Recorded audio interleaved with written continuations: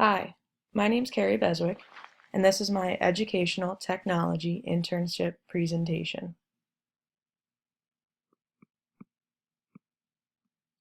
A little bit about me. I'm a sixth grade digital literacy teacher at Briggs Cheney Middle School, which is located in Silver Spring, Maryland, and is a part of Montgomery County Public Schools. I received my bachelor's degree in English and Secondary Education from Towson University in 2014. And I'm currently working towards my master's degree in educational technology from Loyola University. I would like to start with my internship goals. I had 4 major goals for this internship. First, I wanted to provide my coworkers, meaning classroom teachers, co-teachers, and paraeducators, with useful technological tools that will help them improve their teaching and make technology in the classroom a more meaningful tool to use during lessons. I also wanted to have every staff member move up at least 1 level on the SAMR scale. That meaning if a staff member never used technology last year, I would like them to at least begin using it as substitution. And for the staff members that have been using it as substitution, I would like them to at least move up to the augmentation level on the scale. I would also like to provide my staff with technology leaders who they feel more comfortable with and people they feel comfortable coming to when they need help. According to Eli's 8 conditions, you need these technology leaders in order to make a change in your school. So that's why I would like that to be a goal for my internship. And I would also like to teach my coworkers how to make technology collaborative because my school has a strong focus on student-to-student collaboration. So first, I would like to begin with how my internship went and the timeline of the internship, which began in June 2016 and ended April 2017. In June, I met with the tech team for the first time. My school did have a set tech team the year before, but I was not a part of it, so now I became a part of it and was able to meet with them and talk with them about goals for the upcoming year. I also met with my principal to talk to her about what my goals were, and I sent out a Google form to the staff members, which I will show you later. During pre-service week of 2016, I met with the tech team again, and the main goal for that meeting was to go over the Chromebook cart rotation.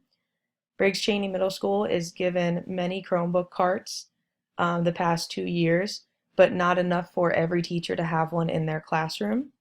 So our goal was to make a fair rotation so that teachers can receive a Chromebook cart multiple times a week. During pre-service week, the tech team and I also created a Google Classroom where not only we could access, but every teacher in our school could access any information about technology that was placed on there.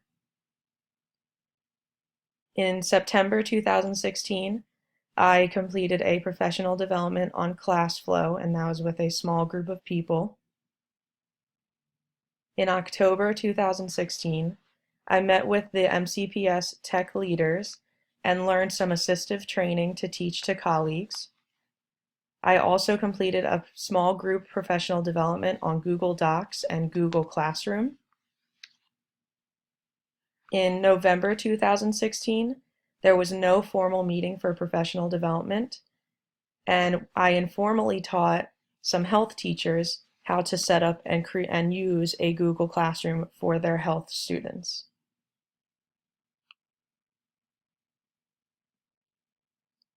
Continuing on with the timeline, again in December 2016, there was no formal meeting for professional development, and I informally met with some 6th grade teachers, specifically a math teacher, and taught him how to use Kahoot so that he could use it with his students. In January 2017, Briggs Cheney Middle School received a grant from Newsela. So I taught a professional development to literacy teachers on how to use Newsela, and specifically how to use the premium version of it. I also created a Newsela Best Practices Google Classroom with one other teacher so that we and other teachers in the literacy department could post any information or any resources that we used when using Newsela. In February 2017, I planned to complete professional development on PictoChart, but unfortunately because of time, it did not happen. In March 2017, I completed a land school professional development for the 6th grade team. And if you are not sure, land school is a program where teachers can see what students are doing on their Chromebooks. And then finally, at the end of my internship, I plan on sending out a final survey at the very end of the school year. My principal made it clear that she did not want me to send it out sooner than that because we would not have accurate answers at that time. And also throughout the year, I had planned on informally observing others, but unfortunately, I only was able to do a few observations.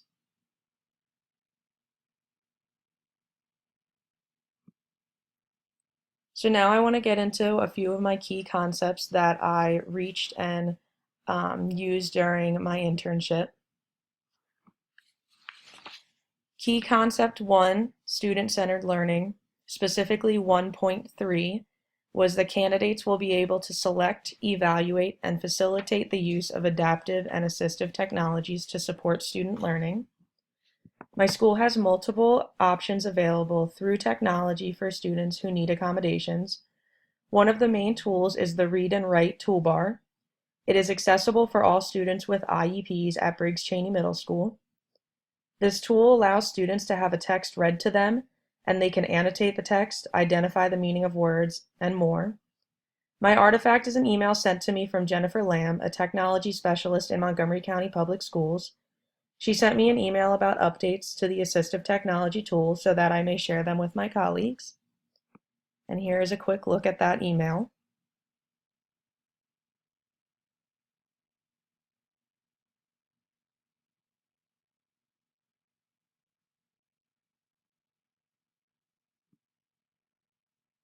During my internship, I was trained on how to set up multiple types of assistive technology training on the Chromebook for students with IEPs.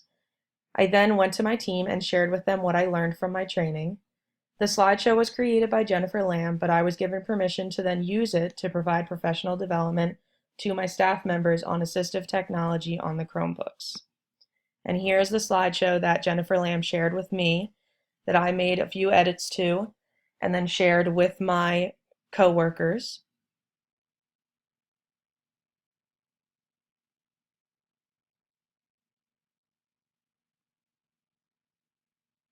And so the main extensions and apps we looked at were Read and Write for Google, Kami, and Speak It. And the slideshow kind of goes through what each of those, the benefits of each of those and how to access and use those.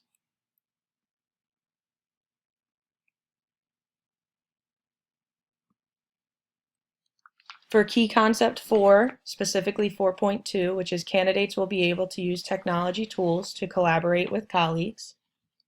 The literacy department at Briggs Cheney Middle School collaborates and plans through a Google Classroom. Prior to PLC meetings, agendas are often posted, data analyses occurs through the use of the classroom, and lesson plans are shared through this classroom. Every teacher that teaches a reading or English class at Briggs Cheney has access to the classroom and posts lessons and comments on it on a daily basis. And here's a screenshot of the Literacy Department Google Classroom.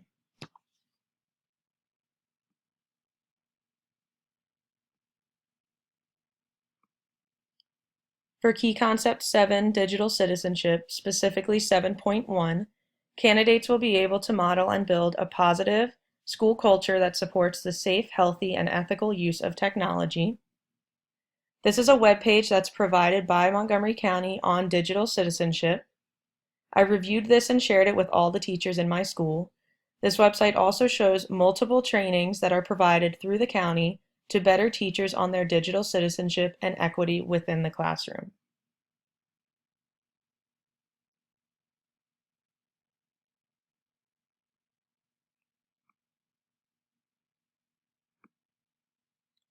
For key concept 8, models and theories of change, 8.1 says candidates will be able to apply models of change to understand the current situation of technology innovation in a school. This is a Google form that surveyed the staff at the end of last year on their technology use.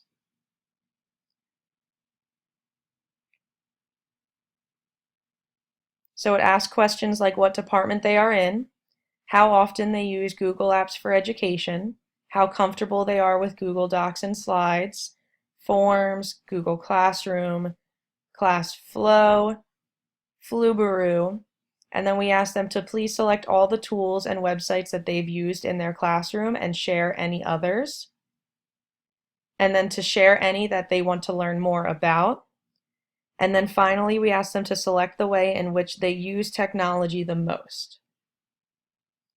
And you can see here that unfortunately, while we have over 100 teachers at my school, we did only receive 22 responses. Also with key concept 8, 8.2 says candidates will be able to plan for the future of technology in a school using models of change. And the artifact for that, I include my internship proposal. In my internship proposal, I discuss how my staff is often on the substitution level of SAMR, and that my goal is to move them up to at least the augmentation level of SAMR in regards to technology.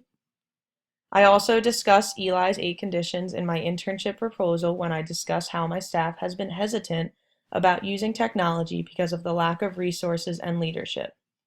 I tried to make changes to those two things when thinking about how I wanted to plan out my internship with my technology committee.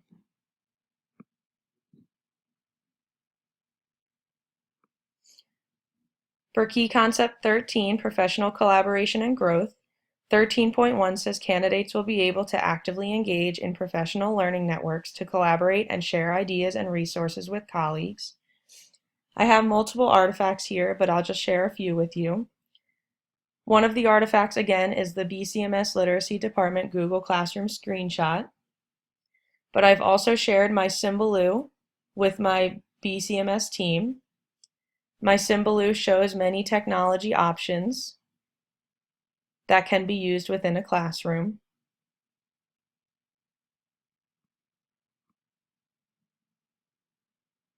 Also, I've linked my Twitter account with my coworkers so that they can follow along with my professional learning networks and people that I follow. For 13.2, candidates will be able to determine and implement the best approaches to improving their technology integration efforts through a continual process of self-evaluation and reflection. In here, I post my internship proposal, but I also include a Digital Innovator Conference email.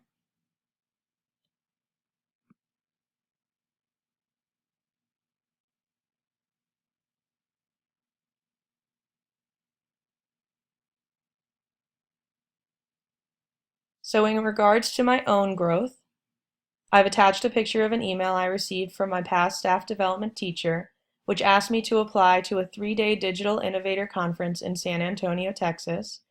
I plan on applying to this conference so that I can grow in my development of using technology meaningfully in the classroom.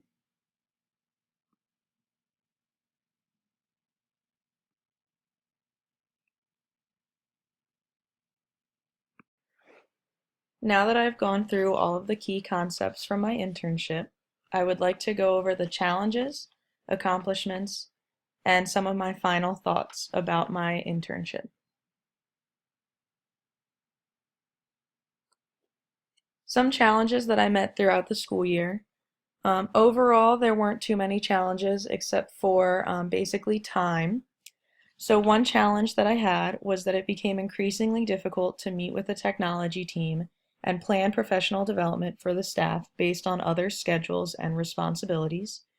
There's a lot of testing that goes on throughout the school year, as well as many responsibilities that teachers need to complete, and it's very hard for a group of us to meet often when we have to accomplish many other things. Another challenge I had was that I was not able to complete a whole group professional development unt until we received the Newsella grant, which was towards the end of the school year. But I do believe that even though I was only able to do one whole group professional development, it was still beneficial for everyone. I also had to wait until the end of the year until the final survey was sent out to the staff. This was a challenge for me when completing my final internship because I was not able to get all of the answers that I wanted in April. Also, I did send out an end of the year survey. However, because it was the end of the year and we were so packed with testing, there were maybe only 5 teachers that actually completed that final survey. So I felt like I didn't get all of the answers that I had hoped to get. A couple of the accomplishments that I felt I reached this year. I had multiple small group professional development lessons for my colleagues. More and more teachers within my school were beginning to feel comfortable with the use of a Chromebook. I felt that I was most helpful to my immediate 6th grade colleagues, especially ones that never touched the Chromebooks last year. I feel like those teachers definitely jumped up to at least the substitution level on the SAMR scale. And again, my colleagues moved up the SAMR scale, either from not using at all to substitution or from substitution to augmentation. And my final accomplishment was that based on Eli's 8 conditions, staff members looked at me as a leader, but also looked at others from the technology team and from all over the school and asked for help when they needed it.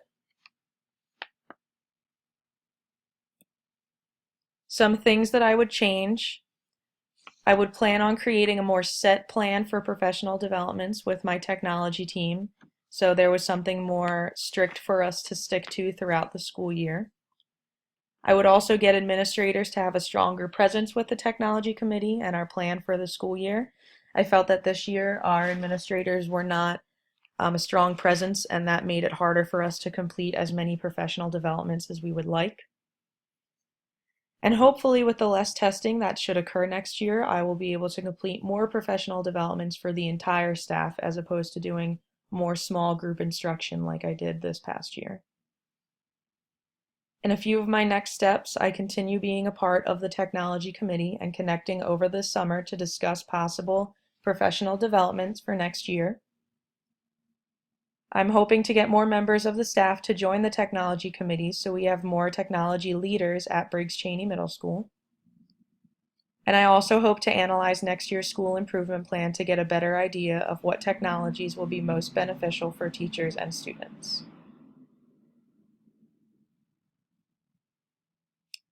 Thank you so much for reviewing my educational technology internship. Please leave comments so I can continue to grow in my educational technology journey.